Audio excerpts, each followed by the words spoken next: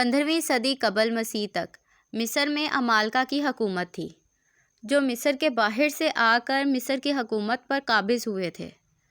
حضرت یوسف علیہ السلام اسی قوم سے تعلق رکھتے تھے۔ اس کے بعد مصر میں قومی انقلاب ہوا، عمالقہ کی حکومت ختم ہو گئی اور ایک ملکی خاندان نے مصر کی حکومت پر قبضہ کر لیا اور اپنا لقب فرعون اختیار کیا۔ موسیٰ علیہ السلام سابق حکمراں قوم بنی اسرائیل سے تعلق رکھتے تھے اور فرعونہ میں سے ایک فرعون کے پاس خدا کا پیغام لے کر تشریف لائے تھے۔ فرعون اپنے زمانے میں بڑے جاہ و جلال کا بادشاہ تھا۔ حضرت موسیٰ علیہ السلام جب اس کے پاس دربار میں آ کر کھڑے ہوئے تو فرعون نے ان کو حقیر سمجھا، دبے ہوئے فرقہ کا ایک فرد جس کے پاس نہ شاندار کپڑے تھے اور نہ پرشکوہ سواری، نہ اس کے آس پاس دینوی اہمیت کی کوئی چیز موجود تھی۔ اچانک بادشاہ کے دربار میں آ کر کہتا ہے کہ میں تمہارے پاس خدا کا پیغام لے کر آیا ہوں۔ یہ دیکھ کر فرعون اور اس کے درباری ہنس پڑے۔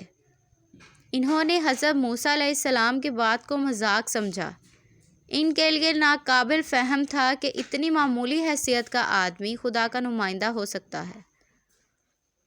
انہوں نے حضرت موسیٰ علیہ السلام کے پیغام کو اس کے دلائل کے اعتبار سے نہیں دیکھا، بلکہ اس اعتبار سے دیکھا کہ اس کا پیش کرنے والا کیسا ہے۔ اور جب انہیں نظر آیا کہ پیش کرنے والا ایک معمولی آدمی نظر آتا ہے تو انہوں نے ان کی بات کو دلائل کی عظمت کے باوجود حقیر سمجھ کر نظر انداز کر دیا۔ حضرت موسیٰ علیہ السلام کی بات ملک میں پھیلنے لگی اور بہت سے لوگ اس کے وزن کو محسوس کرنے لگے۔ اس وقت فرعون نے اپنی قوم کے لوگوں سے کہا، تم کس کی باتوں پر دھیان دے رہے ہو؟ یہ شخص تو عجیب الجھی ہوئی باتیں کرتا ہے، ابھی تک یہ واضح نہ کر سکا کہ اس کا مقصد کیا ہے۔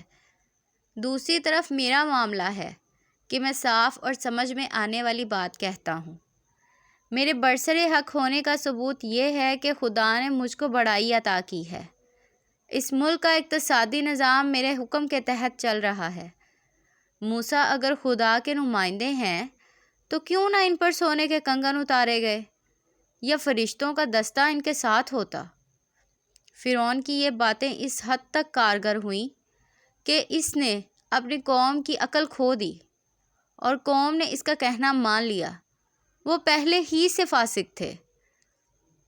جب بھی حق کی بے امیز دعوت اٹھتی ہے تو اس کی زد سب سے پہلے ان لوگوں پر پڑتی ہے جو کسی کے چلے ہوئے مذہب کے بل پر عوامی قیادت حاصل کیے ہوں۔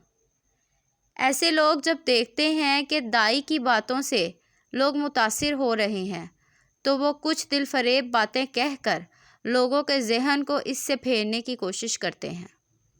اگرچہ دائی کے کھلے ہوئے دلائل کے مقابلے میں ان کی پرفریب باتوں کی کوئی حقیقت نہیں ہوتی، تاہم اکثر لوگ چونکہ حق اور ناحق کے معاملے میں زیادہ سنجیدہ نہیں ہوتے، وہ گہرائی کے ساتھ دونوں باتوں کا موازنہ نہیں کرتے اور قائدین کی خوشنما باتوں میں آ کر ان کے ساتھ ہو جاتے ہیں اور حق کے دائی کو چھوڑ دیتے ہیں۔